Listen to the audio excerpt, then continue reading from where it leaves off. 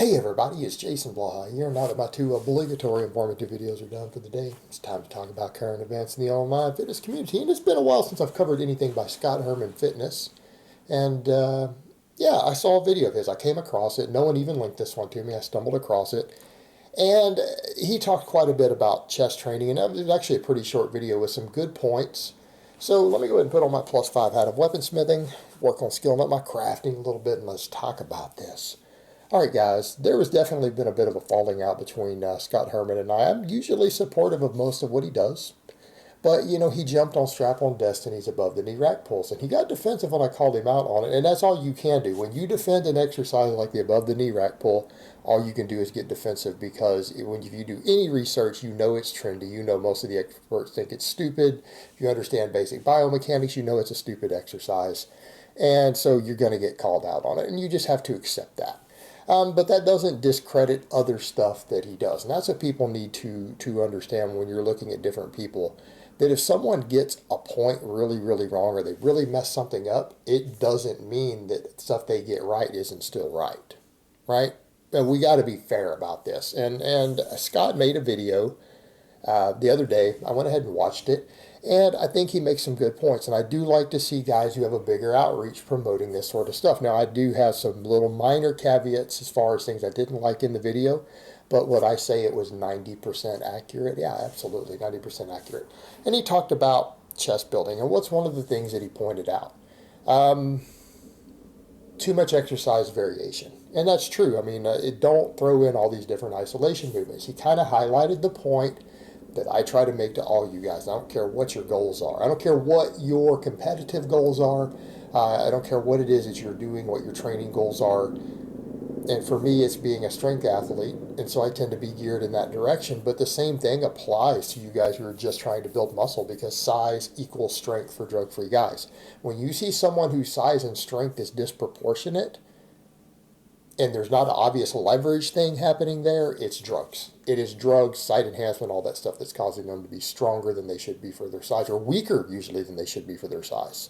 The stronger is its own set of weird stuff. But if they're weak for their size, it's drugs. It's drug abuse, site enhancement, everything else happening. Size equals strength in drug-free people, and numerous studies have confirmed this. It's been confirmed repeatedly. And the more advanced you get, the more it's true. So he is right, you know, that you need to focus on compound movements, the big compound movements, because you can make more muscles grow at once. It's going to make better use of your exercise economy. And no one is saying that you can't use smaller movements to build muscles, but it's going to take a hell of a lot more time. You're going to have to put in more work, more hours in the gym. And unless you plan on living in the gym, it is not an efficient way to get big. It's just not. It isn't, right? Bench press is going to make multiple muscles grow. It will make your chest grow just as well as any of these flies will. The purpose of smaller movements in training programming is not because they add more size to the muscle you're targeting. All right, guys, curls do not make your biceps grow faster than chin-ups. Flies do not make your chest grow faster than weighted dips or properly executed bench press. They don't. What they do is allow you to work a muscle that's lagging when everything else is too fatigued or that you can't handle more big movements. In other words, we have a finite amount of recovery. You can only handle so many big movements, right? You can only handle so many. Smaller movements are there to help whatever muscle is lagging, because if you need everything to grow, you're not going to want to isolate everything if you have a recovery issue, because why? Think about it. You're just going to impede your recovery. Smaller movements are there to get around finite recovery resources. In other words, you can only handle so much bench pressing, so much squatting, so many rows, so many pull-ups in a week. And if you have lagging muscles, they might need some smaller attention. That's it. So again, he puts the focus back on doing a bench press. Doing a bench press, it should be your premier movement. I'm not saying it's the only thing that works. A weighted dip works just as well. Not everyone can perform the weighted dip safely. It's a little harder to program. So the bench press is a go-to for a good reason.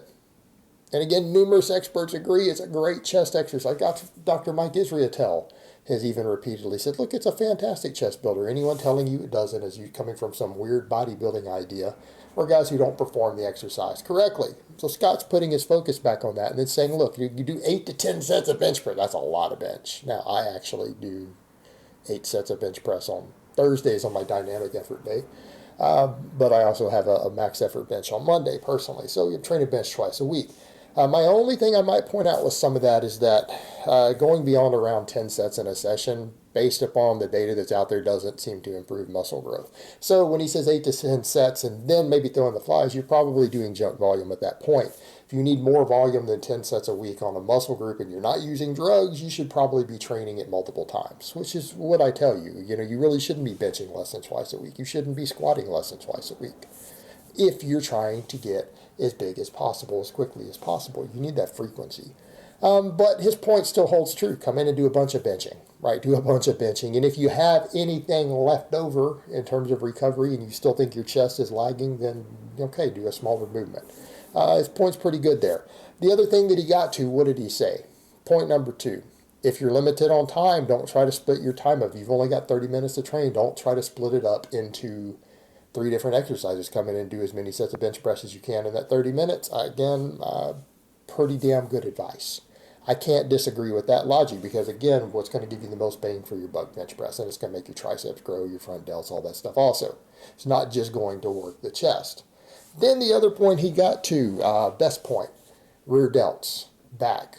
And I almost thought he was going to miss it in the video. I'm like, yeah, he's got great points of injury prevention, but then it was the posture thing. When you have a back and you're in scapular retraction because you have a big, thick back from heavy back work, your chest just looks bigger. I mean, look at even mine from the side here. Because my scapular back, I've got, again, a thick back, and it pulls a scapula back, scapula down, your chest comes up and out, even when you're relaxed. It's going to look bigger and thicker. Right, so you've got that to work with. So if you're just trying to look as big as possible walking around in your shirt, your back is going to make your chest up here bigger. You're going to look bigger because you are going to be bigger and thicker, and it's going to pull everything back. All right, the other big point he had there, and I think that's good also, fantastic point. I almost wish it would have been early in there. Too many guys get interior focused, right? They want to work those show muscles. They want to work the stuff they see in the mirror, the chest, the biceps, all that, and they forget that your rear delts and back are actually important for injury prevention, right? You need strong rear delts to help stabilize your shoulder joint for all that pressing you do. Besides the fact that when you turn around, you want to look big from behind, you want to look big from the side too. Even you guys who are trying to get big, you just don't want, when your shirt's off, just to have nice pecs. You want everything to look big, right? I'm assuming so. This isn't usually my cup of tea, but it should be common sense that you want to look big from more than one angle. But it does come down to also the injury prevention aspects of it. Strong rear delts will help keep your shoulder joints healthy and stable for all of that bench pressing and dipping and all the other stuff that you're doing that puts strain on your shoulders. It will help with your shoulder health. The same thing, a strong back, strong lats from doing your chin-ups, your pull-ups, your rows, all that stuff you should be doing. I don't want to hear shit about lat pull-downs, you weak pussies. All right, you need to be able to crank out 10 or 12 pull-ups. Come on. If you can't, it's a problem. We need to go back and be working on these big movements. But those exercises will give you a more stable platform to press from. And if you have a more stable platform to press from, particularly in good scapular retraction, when you're bench pressing, you're going to get stronger at your bench press. And if you get stronger at your bench press, your chest is going to grow faster. Right? It's all around a benefit to do that. And he's absolutely right there. I agree with him on that. All right, guys, but that's really all I have to say on that today. I hope it's been informative, and I will talk to you guys next time.